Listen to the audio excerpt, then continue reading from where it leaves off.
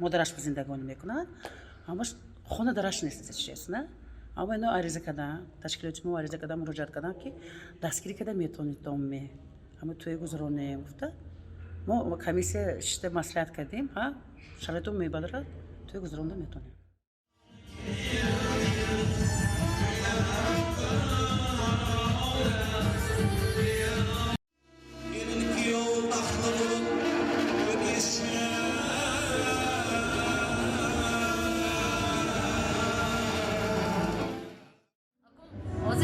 یاردم نمیشد